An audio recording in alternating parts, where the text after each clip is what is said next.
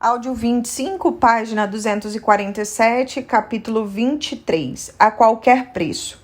A perfuração de poços de petróleo é regulamentada para que possamos colher os benefícios desse recurso, preservando a terra da qual o extraímos. Outras regulações mantêm as emissões de poluentes de carros e máquinas sob controle para assegurarmos de que podemos ter nossas conveniências e ainda manter a qualidade do ar.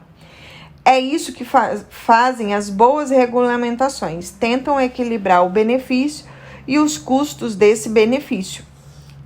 É uma ciência inexata, mas poucos discordariam de que todo desequilíbrio seria prejudicial para o comércio ou para as nossas vidas. Assim, o processo de tentar manter esse equilíbrio continua sempre. No início do século XX, o espectro eletromagnético era visto como um recurso natural de propriedade pública, além de escasso. Com a chegada do rádio, a indústria de radiodifusão ficou parecida com o Velho Oeste, com muitas emissoras tentando ser ouvidas em um número limitado de comprimentos de onda. Assim, o Congresso promulgou a Lei de Rádio de 1927 para ajudar a organizar o sistema. Mais tarde, a lei foi substituída pela Lei das Comunicações de 1934, que também introduziu a Federal Communication, como parte do New Franklin Roosevelt.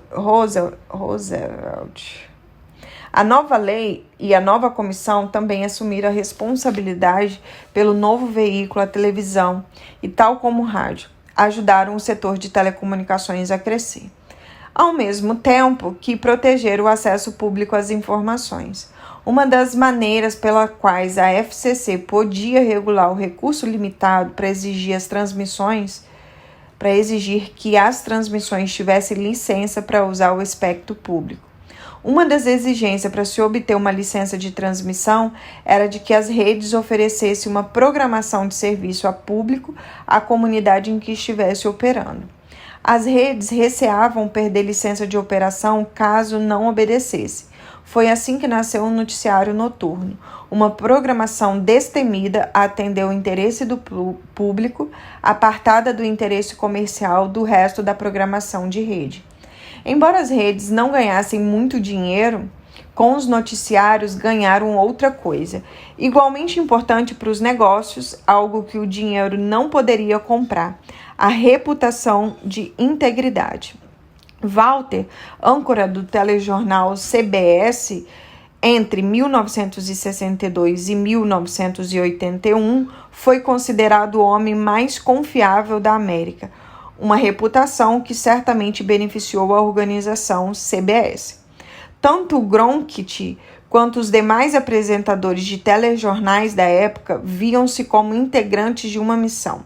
Na década de 1960, éramos como que movidos por esse impulso semi-religioso de fornecer às pessoas as informações que elas precisavam ter, diz Ted Koppel, jornalista premiado e antigo apresentador do programa Nightline.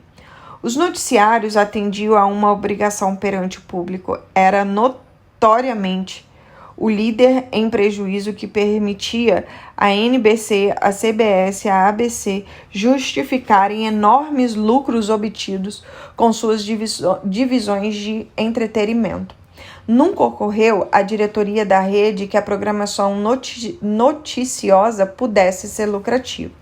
O sistema de dar e receber estava equilibrado. Mas no final de 1979, algo aconteceu. No dia 4 de novembro, um grupo de estudantes e militares islâmicos atacou a embaixada norte-americana em Teherã e fez 52 americanos de reféns. Não muito depois, a ABC estreou o programa America Host, a América como refém, a crise do Irã, uma série desenvolvida expressamente para cobrir os desdobramentos da crise dos seus reféns.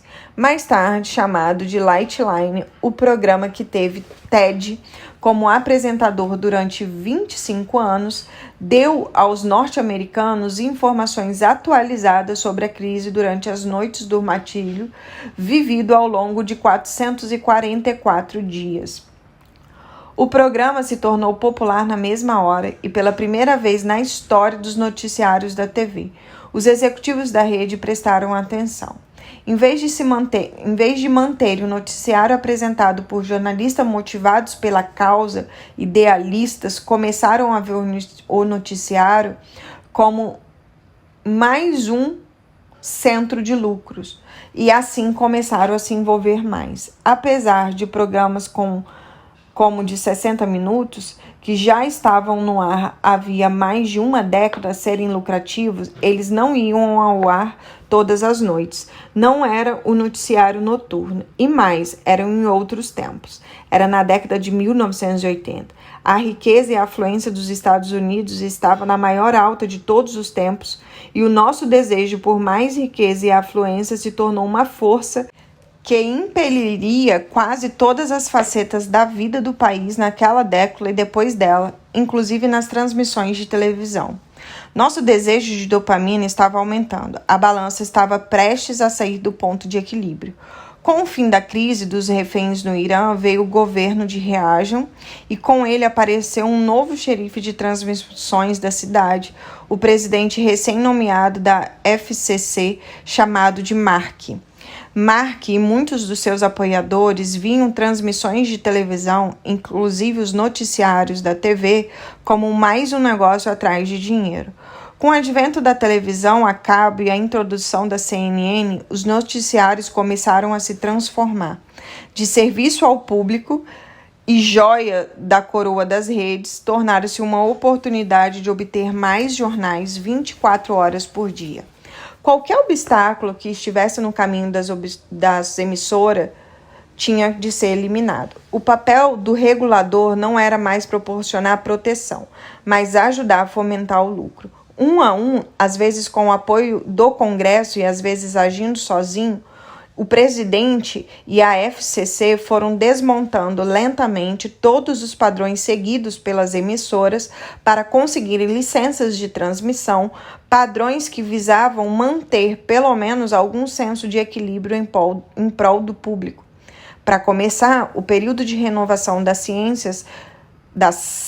licenças passou de 3 para 5 anos, e com isso o antigo medo de perder a licença deixou de preocupar tanto.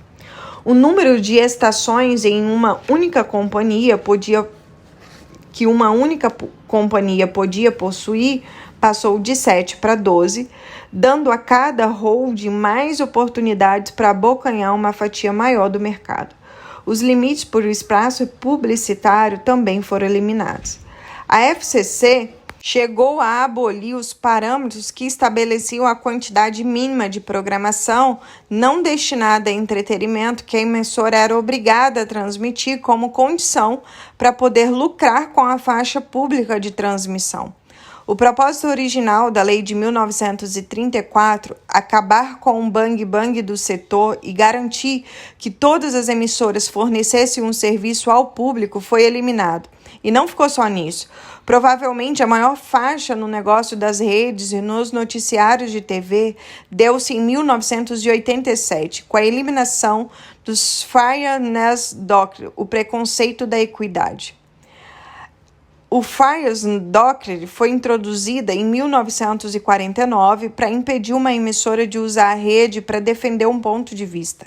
O preceito estabelecia para qualquer emissora que recebesse a licença da FCC concordaria com a condição para a licença, não só em discutir temas controvertidos que fosse do interesse do público, como assegurar que quaisquer posições expressadas seriam equilibradas por vozes opostas.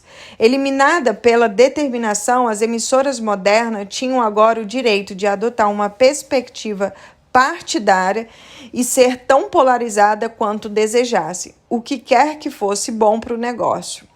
Aquilo que o Comitê para a Transmissão Justa de Questões Controvertidas chamou de indispensável em 1973, e o requisito mais importante para operar em nome do interesse público foi eliminado. O caminho estava completamente aberto para que os noticiários como serviço fossem substituídos por noticiários como outra plataforma para a venda de espaço publicitário. Com a busca por mais abundância, como a busca por mais abundância continuou na década de 1980, a destruição de elementos formadores de confiança do setor parecia inevitável e a dopamina continuou a fluir. Ninguém questiona que os líderes de uma companhia têm o direito de expandir seus negócios da maneira como bem entendem, desde que os meios escolhidos não prejudiquem as pessoas as quais alegam servir. O problema é que o pessoal envolvido com os noticiários parece ter se esquecido dessas pessoas. Se levarmos em conta o estado atual dos noticiários televisivos, temos uma visão perfeita daquilo que acontece quando o impulso para ser o primeiro ou para melhorar a audiência fica à frente do impulso de servir o interesse do público. Entre os piores sintomas há a disposição da mídia para apresentar mal histórias importantes e se dedicar excessivamente ao tipo de história que pode entreter, mas não chega a informar. Hoje, mais que nunca, a missão de fornecer informações se tornou o negócio de fornecer notícias. O que aconteceu não se deve aos jornalistas. Como efeito, muitos deles ainda são movidos pelo compromisso semi-religioso de relatar a verdade, tal como foi descrito por Coppel. O problema é dos executivos da mídia, que veem a disseminação da informação como parte de um portfólio de negócios e não como algo movido por uma missão. Esses executivos defendem prontamente seus produtos, dizendo que cumprem a obrigação de proporcionar um serviço ao público. Mas as suas alegações são insustentáveis. Se eles levam em conta os índices de audiência e estabelecem a tabela de publicidade segundo esses índices, provocam um conflito de interesses.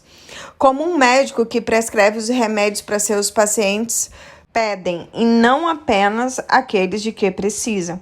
Coppel diz que as organizações noticiosas mudaram. Antes transmitiam as notícias de que você precisava, mesmo que não quisesse, e agora transmitem as notícias que você quer, mesmo que não precise.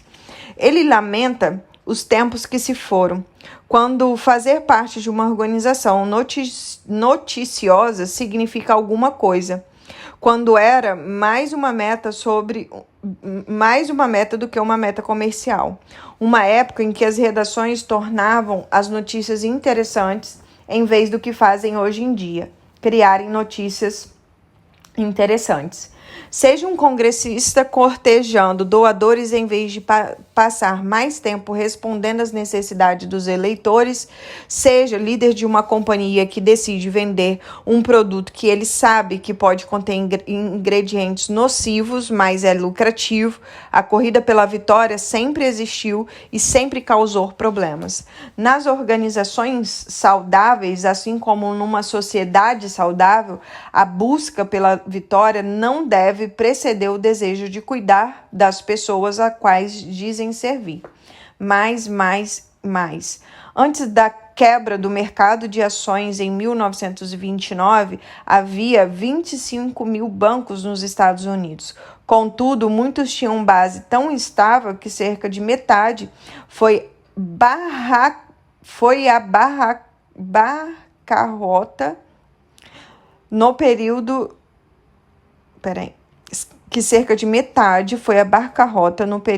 imediatamente posterior à queda. Em 1933, o Congresso promulgou a Lei Glass-Steagall, conhecida como a Lei dos Bancos de 1933, na tentativa de limitar os riscos excessivos e a especulação da indústria bancária, para que as gerações futuras não tivessem de passar pelos mesmos problemas. Além de introduzir a Corporação Federal de Seguro de Depósitos, um órgão independente que preserva e promove a confiança pública no sistema financeiro norte-americano, foram instruídas outras medidas para reduzir o risco do público e do país, enquanto os bancos procuravam atender os seus próprios interesses. Uma das determinações mais importantes dessa lei separava os bancos comerciais dos bancos de investimento. Os bancos comerciais existiam para oferecer o que pode se considerar serviços bancários tradicionais: receber depósito, descontar cheques, fornecer empréstimos e assim por diante. Os bancos de investimento, por sua vez, podem emitir títulos para ajudar um cliente a obter capital, além de outros serviços como comercialização de participações, commodity e outros instrumentos financeiros. Vendo que os bancos comerciais recebiam depósitos de valores pessoais e de pessoas jurídicas, na época o Congresso decidiu que esses valores deveriam ficar fora do alcance de qualquer banco de investimento em suas atividades especulativas e de risco. Infelizmente, as gerações futuras que os nossos antecessores estavam tentando proteger não relutaram tanto em pôr em risco o interesse público para abrir caminhos para novas fontes de renda. Por isso, em 1999, no apogeu do .com, uma época de especulação desenfreada, a maior parte da lei foi revogada. A revogação foi justificada, como disse o secretário do Tesouro na época, para que as companhias norte-americanas concorram uma nova economia. Essa é uma retórica política para disfarçar a verdadeira intenção: remover as regulamentações idealizadas especificamente para proteger o interesse público, a fim de ajudar uma indústria bancária a crescer e levar mais doses de dopamina para um grupo. Se concorrer na nova economia significa criar condições para quebra de mercado de ações, então os políticos e os lobbies bancários fizeram um ótimo trabalho. Com a lei em vigor, muitos poucos bancos grandes quebraram entre 1933 e 1999 e houve apenas 3 quedas significativas no mercado de ações dos Estados Unidos desde que causou a Grande Depressão em 1929.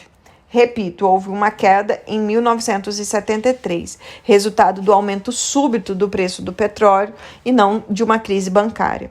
Em 2000, a crise deu-se às apostas descuidadas na bolha.com. A terceira crise de 2008 resultou no excesso de especulação e de risco por parte da indústria bancária, além do uso de securitização com os créditos hipotecários. As condições da queda de 2008 foram alimentadas para companhias como a Citigroup, antes um banco comercial, e pela AIG, companhia de seguros que lida com securitização, uma prática que teria sido proibida caso a lei dos bancos de 1933 não tivesse sido estripada menos de uma década antes. A revogação de boa parte da Glass é um dos exemplos mais óbvios e extremos na tentativa de alguns boomers que seguem a linha do eu primeiro, de dobrar ou infringir a lei em nome de ganhos pessoais. É um exemplo do que acontece quando os nossos líderes colocam os interesses à frente daqueles que deveriam proteger. Como comentário à parte, os eventos desse período de abundância destrutiva aconteceram sob o olhar vigilante do primeiro norte-americano nascido do Baby Boom, Bill Clinton, nascido em 19 de agosto de 1946. O vício tem esse mesmo efeito, faz-nos perder a visão da realidade. Como o viciado que acorda arrependido do que fez sobre a influência do vício na noite anterior, hoje muitos membros dessa geração olham para a destruição causada acidentalmente sob sua vigília. E para alguns dos que estavam no poder na época, essa destruição teve o efeito de torná-los mais humildes. Em uma entrevista no canal em 2010, David, ex-CEO da Merlin, por O'Neill, disse que foi um erro revogar a Class Steel. Infelizmente, foi um dos que liderou a pressão para revogar a lei. Claro que, como estava presidindo uma empresa, não queria que pudesse em prática as regras. Hoje, admito. Lamento essas atividades e gostaria que não tivesse sido feito. Também disse que foi uma má ideia revogar a Glass Steel. O que acontece com esses antigos CEOs que de repente conseguem ter uma visão clara e sóbria do que deveriam ter tido quando estavam no poder? Sei que qualquer um pode prever com precisão o passado, mas não pagamos esses líderes para terem visão e antivisão. Desde as décadas de 1980 e 1990, alguns membros da geração Boomer supervisionaram o desmantelamento gradual dos controles que deveriam nos proteger dos excessos, dos desequilíbrios e dos vícios do sistema. Os líderes da companhia e do governo criaram um círculo interior forte, sem muita preocupação e proteções com o que deveriam oferecer aos demais. Assim como líderes de qualquer organização deveriam cuidar daqueles que estão sob sua atenção, o que em última análise torna mais fortes as organizações. Os líderes da companhia também deveriam levar em conta os cuidados com o ambiente no qual atuam. Isso inclui a economia como um todo e até a sociedade civilizada. O ciclo de economia como um todo, o círculo de segurança construído para fazer com que o maior número possível de norte-americanos se sintam seguros, está ruindo lentamente, deixando-nos expostos a perigos maiores.